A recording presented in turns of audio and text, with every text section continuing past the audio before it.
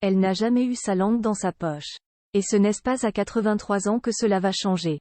Actrice reconnue depuis les années 70, Marlène Jobert continue aujourd'hui de multiplier les projets et de se tenir informée sur le monde. Et ces dernières semaines, c'est l'affaire Gérard Depardieu, dont les propos misogynes ont fait polémique, qui l'a fait réagir, comme elle l'a confié à Gala ce jeudi. La suite après la publicité, c'est le sujet qui divise le monde du cinéma, des artistes et même des politiques ces dernières semaines. Mis en examen pour viol et d'agression sexuelle, Gérard Depardieu, également en pleine polémique depuis la diffusion de propos très choquants dans un reportage, est défendu par certains de ses confrères, dans une tribune qui a beaucoup fait parler, accusé par d'autres.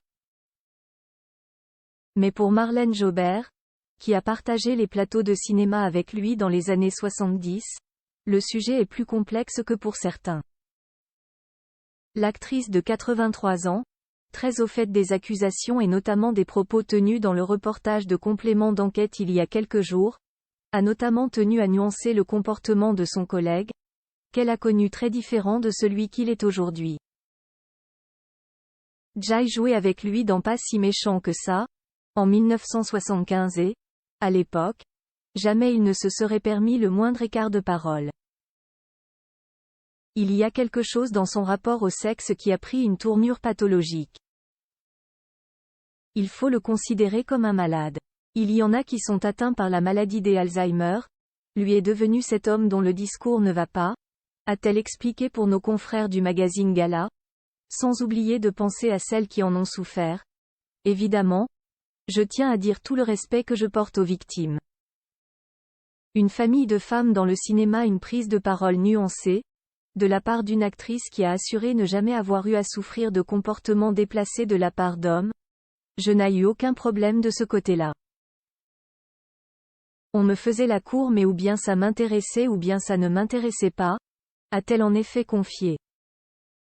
Mais on imagine qu'avec une fille, Eva Green, et deux nièces, Elsa et Joséphine Jobert, dans le milieu du cinéma, elle doit veiller au grain.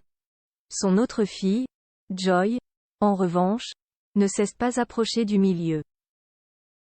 Et vit aujourd'hui bien loin de la France et du cinéma. Elle vit en Toscane avec son mari, où elle gère un domaine viticole, a expliqué l'actrice, qui a également évoqué Vittorio, 10 ans, et Giulio, 9 ans, ses petits-fils qu'elle ne voit pas très souvent. Mais à qui elle transmettra peut-être son amour du métier. La suite après la publicité. La suite après la publicité.